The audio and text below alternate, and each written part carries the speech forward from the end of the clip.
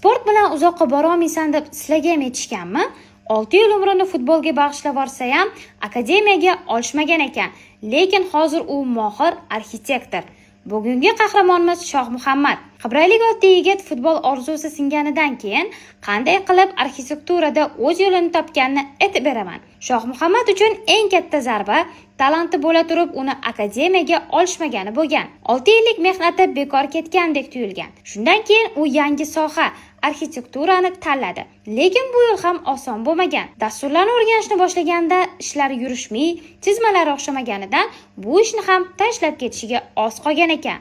Sizni nima to'xtatib qoldi desam, 1 yildan keyin qanday rejaga chiqishimni tasavvur qildim.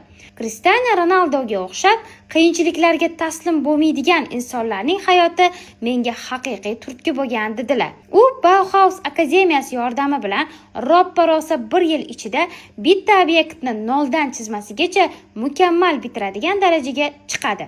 Eng katta omadsizligingiz nima bo'lgan desam, mening omadsizliklarim bo'lmagan.